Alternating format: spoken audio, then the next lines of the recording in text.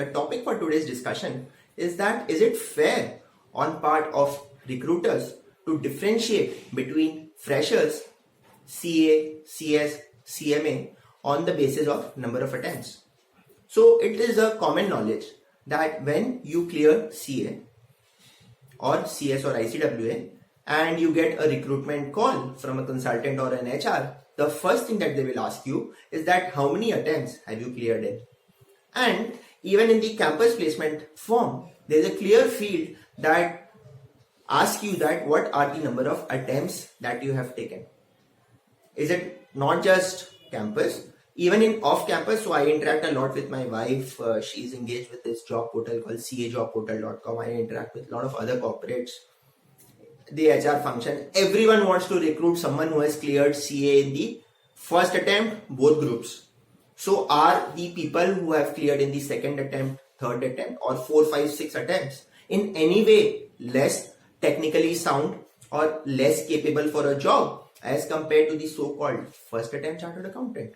So all the great jobs in the world, 20 lakh plus kind of jobs for CA freshers, there are, an ITC, a Reckitt Benckiser, a Marico, everyone wants a rank holder or a first attempt. So then why is this kind of a discrimination? If you even look at the latest campus placement data, 3,180 jobs have been accepted.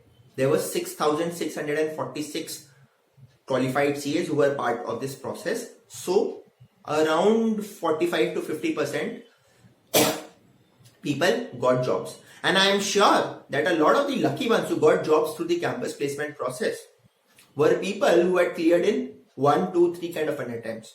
And in that same process, if you stack them up against people who are 5, 6, 7, 8 attempts, are you not kind of putting the David versus of Goliath kind of a battle where you really don't have any bargaining power? A corporate HR who is spoiled for choice will take a dump of all the applicants, go to the column of number of attempts and put a filter in MS Excel. Yes, it can be as cruel as putting a filter and saying, okay, I want only 1 or 2 and the rest are automatically filtered out. You don't even get a chance to be heard. So there is this principle of natural justice that someone should hear my story, that why was it that I took n number of attempts where n could be more than 5. It could be because I could have been health issues, there could have been emotional turbulence in the family, I would have repeatedly got stuck only in one particular subject, let's say costing, but I was doing very well in taxation. I want to build a career in taxation, but then I am not getting a call in the first place because people are discriminating against me on the basis of number of attempts. Is my costing knowledge relevant? No, because I want to be a tax professional. So why can't corporates rise above this basic filter of number of attempts and look at the larger picture? Is it just cover your ass philosophy, that so-called technically CYA philosophy, which says that okay, in recruitment make a decision which will not backfire after 6 months. So if I recruit someone who is a first attempt and that person is not a great guy to work for in the organization, you can later say that okay, he was a first attempt.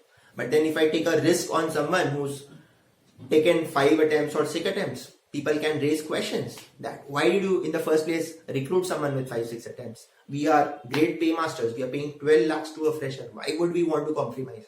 So is taking someone with 4, 5 attempts more of compromise?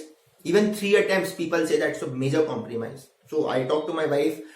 She's been told by HRs, Sonia, I want people who have cleared both groups in a single attempt. We can't compromise. We are this great company and we are paying through the nose to freshers. Who will pay 12 lakhs to a fresher? So we want only first attempt. Or at best, if the candidate is really good, maybe 2 attempts, but beyond that. And ask that HR the number of subjects which are there in CA final. What are the subjects? How does the group total mechanism work? They have no freaking idea. And that is why I find that there is a lot of question mark that can be raised over this entire filtering process based on number of attempts. There could be far more scientific methods. So you could have technical evaluation of a candidate. Also, so SBI for its 2000 seats will receive 10 lakh applicants. So they do a written test which is online. So now you can further test, because in an examination you have to take all 8 subjects together. Now, if I want to recruit someone just for transfer pricing, why would I want to test that person's knowledge of accounting standards per se, or that of costing, and that too in an examination perspective where memory, ability to learn by rote is tested. So I will have a test, pan-India test, where thousands of people can log in online and take that exam. And the top number of people I will take. I can check them on the basis of their skills in Excel or financial modeling. So I'll give them a basic problem and say, okay, there is this recent IPO of Polycab. Please value it on the basis of MS Excel, your knowledge of valuation. I will not go by number of attempts.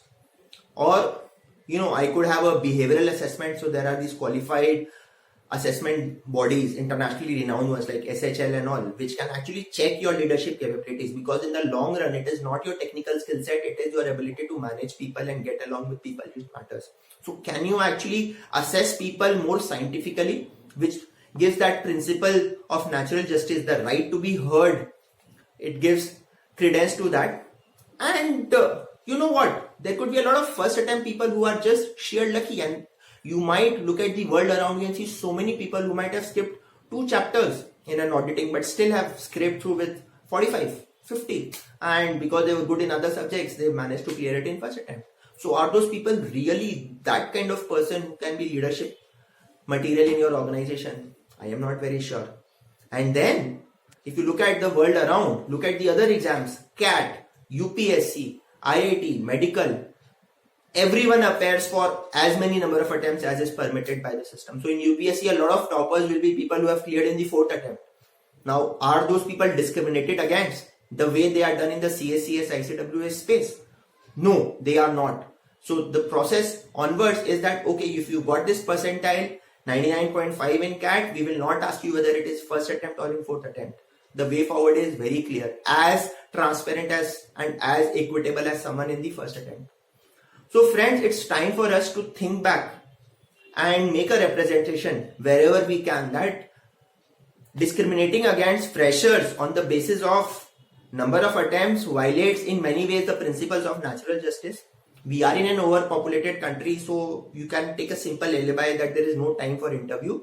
But then there are more scientific methods today, online technology driven methods, which will allow you to actually check the suitability of a candidate for that particular profile in which you are recruiting. So let the principles of natural justice, the right to be heard, the right to make your case. So I am not saying that everyone who has cleared in 7-8 attempts or in greater than 5 attempts is really good. But then out of that lot, there are a few people who are actually very good. Can you actually make that effort to give their right share to these people? Otherwise, these people have no bargaining power. Out of the campus process, they've not got a job. They will go to a random CA firm. They will say, we will give 3.5 lakhs, 4 lakhs, 3 lakhs and come on board.